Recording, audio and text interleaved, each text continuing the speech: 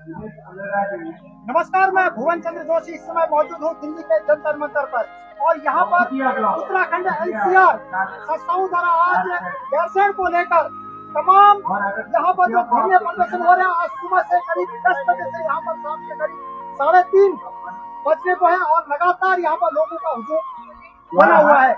लेकिन मकसद एक है कि गैरसैंण को स्थायी राजधानी बनाया जाए।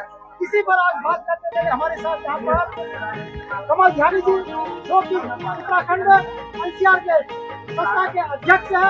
सर, आपका बहुत बहुत धन्यवाद देवभूमि में। लेकिन क्या कहना चाहेंगे कि आपने दिल्ली के जंतर मंतर को ही क्यों चुना, क्योंकि देहरादून में भी यह प्रदर्शन हो सकता था, लेकिन जंतर मंतर को क्यों चुना? और इन 25 सालों में आप देखेंगे आंदोलन गैरसैंण की मांग सरकार है, चाहे वो कांग्रेस की सरकार हो, जो वहाँ की आवाज हजारों लोग सड़क पर निकल जाते हैं। सरकार पर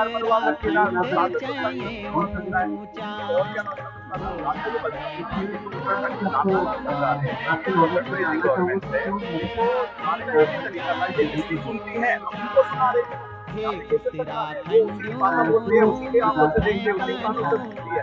सोचा जब सरकार में कुछ सुनना देखना नहीं है, जो देखना है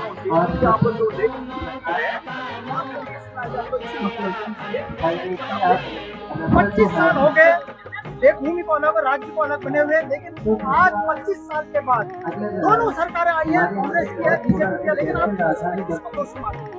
देखिए, मैं सरकारों को काम किया, राज्य में तो ये भाजपा कांग्रेस है, काम ही है। इन्होंने कभी परवाह नहीं करी थी,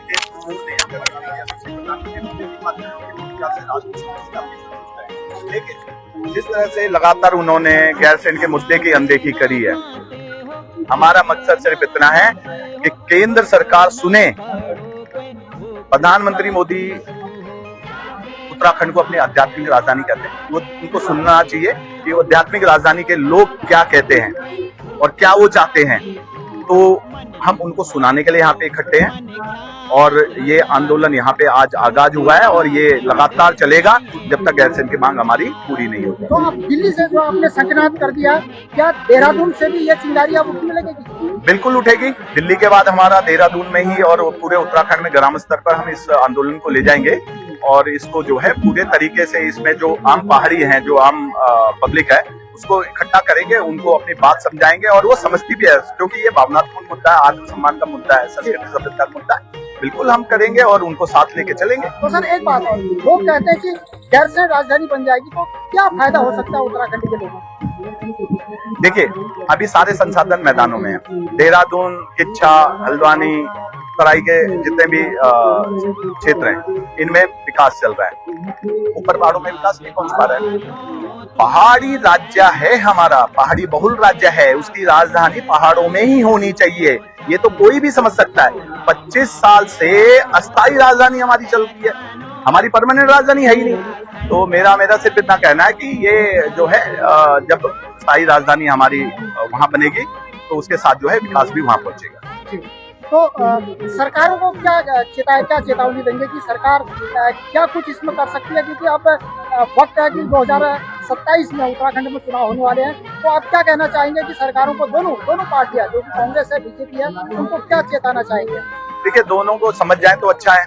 25 साल से बेवकूफ बना रहे हैं, अब पहाड़ी को बेवकूफ नहीं बनेगा, पहाड़ी अब जाग रहा है। आप देख रहे हैं आज एक अच्छी मात्रा में यहाँ पे लोग उतरे हैं और 2027 से पहले अगर वो लोग हमारे को स्थायी राजधानी गैरसैंण देते हैं तो मैं समझ सकता हूँ कि उनको वोट पड़ेंगे, नहीं तो ये मुद्दा इतना ज्वलनशील 2027 तक हो जाएगा कि उनको सत्ता से बेदखल होना पड़ेगा। बहुत बहुत धन्यवाद आपका। कमल ध्यानी जी का कहना है कि सरकारों को अब चेताया जाएगा और 2027 में तो चुनाव होंगे, जो गैरसैंण की बात करेगा वही सत्ता में आएगा। लेकिन ये समझना होगा कि ये दिल्ली के जंतर मंतर से नहीं, अब ये चिंगारी देहरादून से अलग अलग जो राज्य है, अलग जो डिस्ट्रिक्ट है हमारे, वहाँ से भी चिंगारी उठने को तय है। दिल्ली के जंतर मंतर से मैं भुवन चंद्र जोशी, अभी तक के लिए इतना ही। बहुत बहुत धन्यवाद आप।